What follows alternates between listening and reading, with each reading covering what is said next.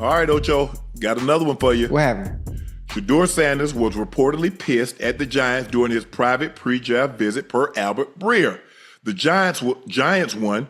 They give players an install, and there are mistakes intentionally put in the install. He didn't catch them and got called out. He was pissed that they did that to him.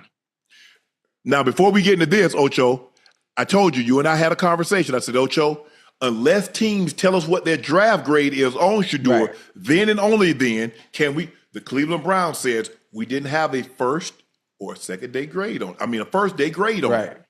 They said that. So unless the other 31 teams come out and tell you, Ocho, man, I don't know why. Okay, I had this grade on him. Some teams say they had him as a third day option. Right. Albert Breer and Ocho, we were talking. I said normally, Joe, what they do with the quarterback. They're bringing in a quarterback. They'll send plays and look, okay, here's the plays we want you to break them down, want you to diagram. Blah, blah, blah. Or they'll get you in, says, okay, here's the play. Two-jet, flanker drive, red right, two-jet, flanker drive. Okay? Z motion. So the Z is the flanker. Yeah. He got the drive route. Tight end, got the basic cross.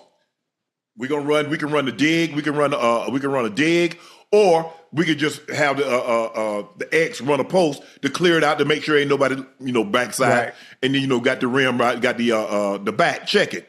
So we tell you that. Okay, we tell you what's happened is if you get this front, this here's where you go with the ball. You get this coverage, you go here with the ball. So now, Ocho, the play's long now. They got this, red right, yeah, Yogi, sample, X-bed, diverse, to this, to that. Right. So they tell the quarterback this. Now, they show it to him on the board. Then it goes dark. They say, okay, go draw the play on the board. And they want you to regurgitate what you told them. Mm-hmm. Because as a quarterback, you have to have great recall. Yes. Because if they call that damn play, Joe, in your helmet, you got to regurgitate it. Mm-hmm. Plus, you got to know, if I get this coverage, I go here. Yeah. If I get that coverage, I go here. If I get hot, I go here. Right. But a lot of times they're like, we want you to be a quarterback. Right. Now, knowing what you've heard, Cleveland Browns said we didn't have a day one grade on him. We had a more like a fourth or fifth round grade on him. Okay, fine. The Giants sent him plays to install, intentionally put mistakes in. He didn't catch the mistakes. They told him. He got upset that they didn't tell him. Ocho, what's your thoughts? Listen, I understand teams have to do their just due when it comes to these meetings, these interviews, going over plays and having installs and having quarterbacks go up and explain plays. There are a lot of people, that play the game of football that can go into these meetings and these interviews and ace them. They can point out every mistake. They can do everything right. And you turn on the film, they sorry than the motherfucker.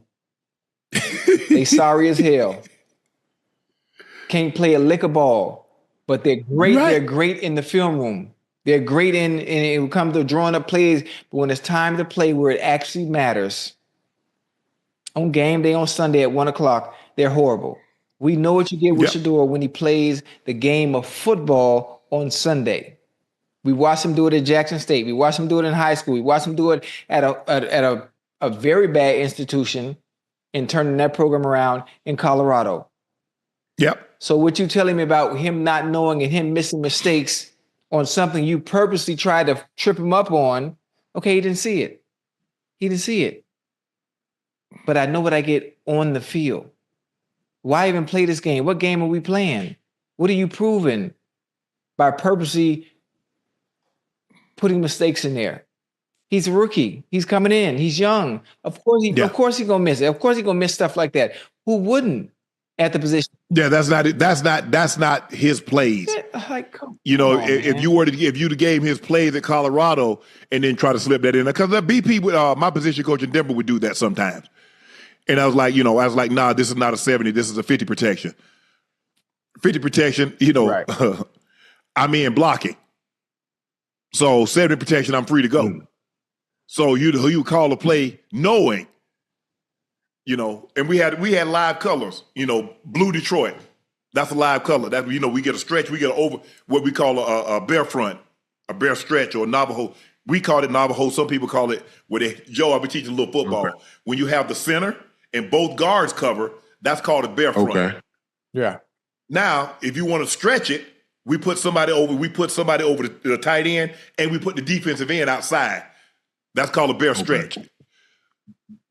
The 85 Bears made that defense famous. That's a Buddy Ryan defense.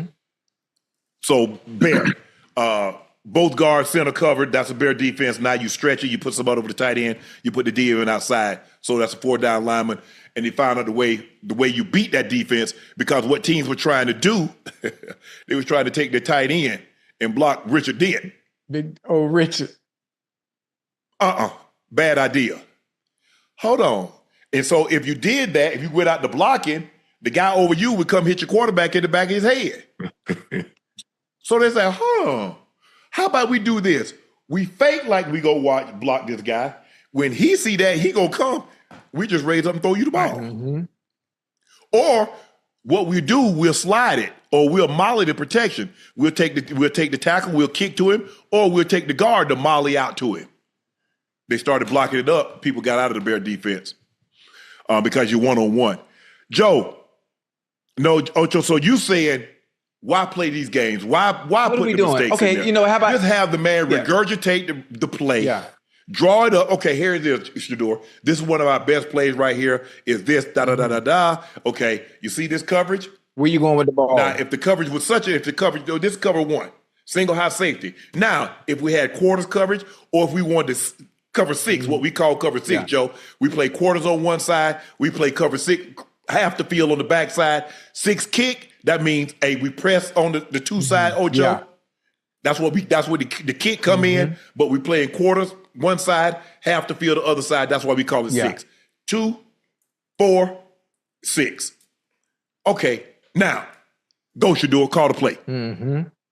You go into the line of scrimmage. Now, I done told you, I done gave you 3 names. This is where we go with cover 1.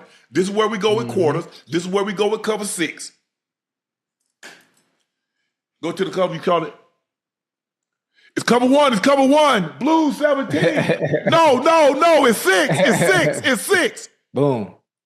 You see how chaotic it get? Yeah. Quarterback got to remain calm. Because they joshing around, Ocho. They started one thing. They dilly-dallying around. They rock and rolling them safeties. Safety, they too deep. Now here he come. No, they shoot back the other way.